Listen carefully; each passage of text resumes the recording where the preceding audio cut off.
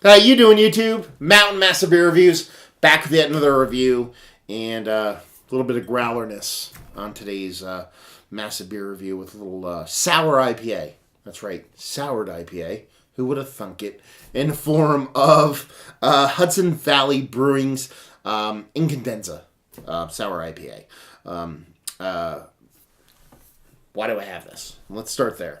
I heard about these guys. Hudson Valley Brewing. I heard about them through a podcast I really enjoy.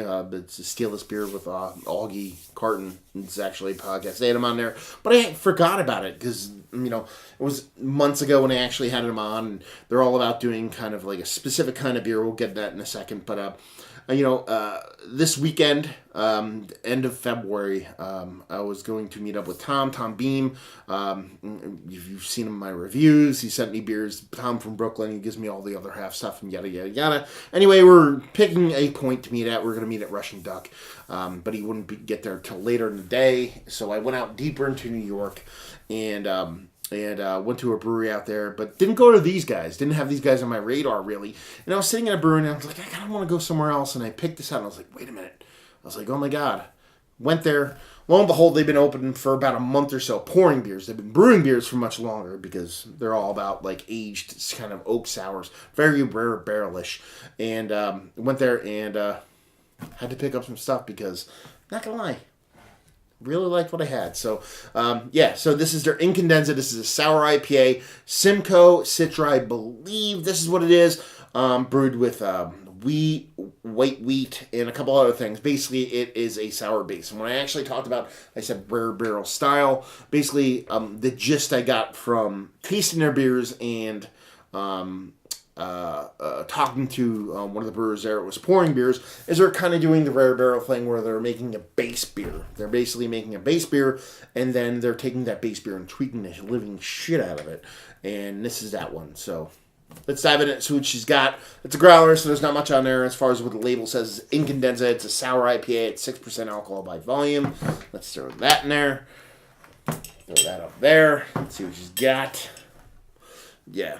It was a fun trip. I actually went out there and I was like I said, these guys weren't on my radar as far as visiting. I actually heard of them before, but I was like, I'll stop here, and it was a fucking delight. The spot is fantastic. Everything about it, like the logoing, the whole vibe of the joint really, really did it for me. Let's put it that way. And the beers were good, which is the most important part. But let's see what the sucker has to offer. 2 fingers, just off Whitehead. Infinite creaminess. And it's, it's got that, that unfiltered haze to it. Golden color with a little bit of orange going on. So, yeah. It looks like every IPA on the block. Get a nose on her. The sour here. We're talking about a sour. We're not talking wild. Because it's beyond wild, but it's before super sour. It's kind of like that approachable. It's almost like a jacked up Berliner kind of vibe going on here. It's not necessarily like a mash or a kettle sour, but it's not super over the top like pedolacto fucking bonkers fucking sour. It's like somewhere in between. Very approachable, nice sweet tart funkiness to it, but those hops kind of pop through too because you're in like a big bite of like juiciness, fruitiness, but the sourness kind of keeps it in check. Even though that's big, it kind of rings it in and doesn't let it get too out of control. And it has this kind of like funk must, like deep dark funk must. It doesn't smell like it's gonna be like super dirty, but at the same time, it almost has like a muddy kind of dirty back into it, which is really fucking fantastical? Is that a word? But yeah, funk abounds. Hops pop, but are kept in check by the sourness. Nice sweetness to it, and it smells, even though it's hefty and muddled and a little bit dirty, it's still bright to the point where I'm like, okay, this is going to be refreshing, it's going to be nice, it's going to be drinkable. So, let's dive right in, tell you guys what I think. Cheers.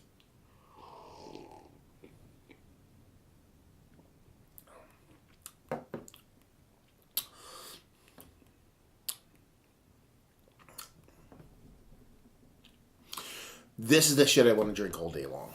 In the summer, in the spring when it's bright and sunny out. The tartness, the funkiness there is so sunny, so bright. It's like you're drinking actual sunshine. And I'm not saying it's the like, oh my god, this is the best thing I ever drank in my life. But I'm saying the way it drinks is very bright, very, very summery, very. I want to say new, but at the same time, it's we were talking about older beer, aged beers, oaked beers, which is kind of an oxymoron when you're talking about it's bright and it's new. Well, it has that kind of pop to it, that freshness to it, that bright, rare barrelness to it, but when you actually lump in the addition of the hops in there with the citra and the simcoe, where you're getting that kind of juiciness, you're getting a little bit of funkiness, you're getting a little dankness, and just that kind of pithy rightiness who kind of plays off that kind of funkiness. It's pretty fucking delicious. Mouthfeel's fantastic. Like I said, they're fucking with wheat with this in here. I think that actually gives it a body that you typically don't get with these kind of like wild, funky sour beers. They tend to be a little bit thinner. So when you're adding that addition of the wheat in there, you get a little bit more heft to it than you typically get. So you're having that body, that nice kind of something you can grab onto.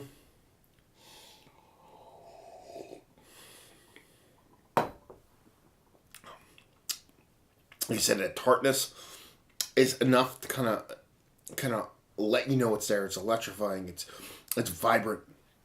At the same time, it's approachable to the point where you actually want to drink a bunch of it. The hops are there and very big. Again, it's kind of playing off that kind of sour tartness, is kind of keeping all that in check and just kind of ringing everything in.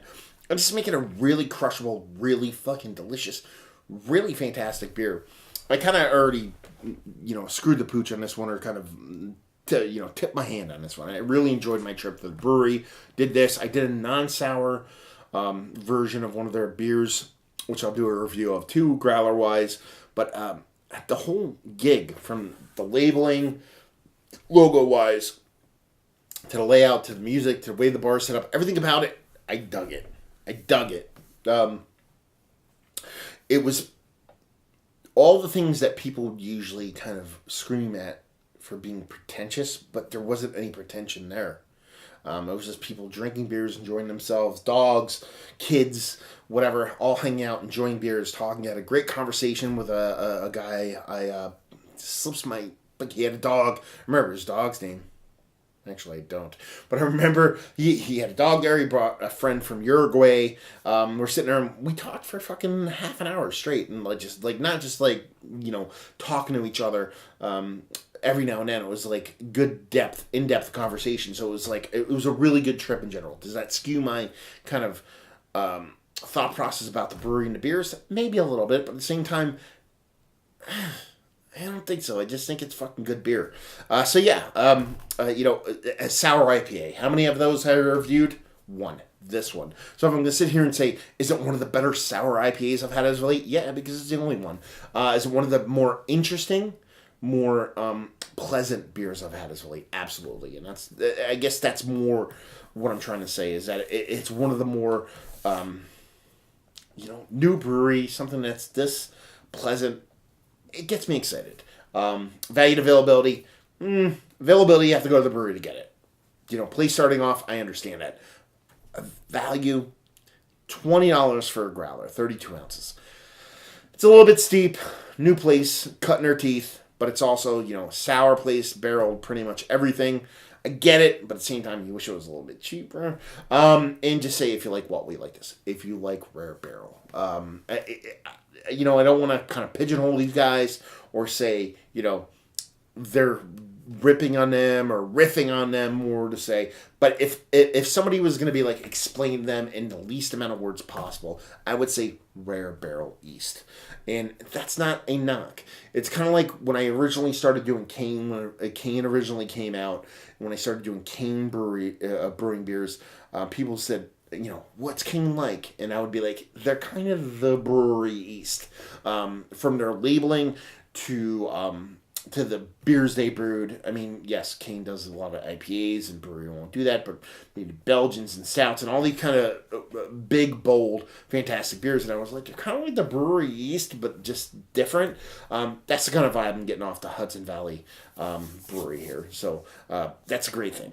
Great brewery out there on the west. Another great brewery, hopefully, here in the east. If they keep doing what they're doing, it's going to be fantastic. So if you're actually in the Hudson River Valley, anywhere down there, if you're south, and towards, Captain Lawrence Peaksville or up north, getting towards the fucking Plan Bs and all that of the world, shoot down to Newburgh and check them out, because the brewers there kind of, they worked at a brewery up north and Bacchus for a while, and they're down here making fun fucking beers, and just good fucking shit all around. So let's put it this way. Went to 3 breweries, one I know I love, one I haven't been into ever, and one I just popped off, and this one was absolutely the winner of the bunch. So, if you have a chance, check them out, because it's good fucking shit. Anyway, there you go. Another review in the books. Hopefully you guys enjoyed the review as much as I did. Facebook, Twitter, Instagram, and Tap Bastard Beers and all 4 of those places if you want to check me out anywhere else. Facebook, we already did that part. There you go. Another review down. So, hopefully you guys enjoyed the review. Hopefully you're enjoying a nice Sour IPA right now, and hopefully see you next time. Cheers.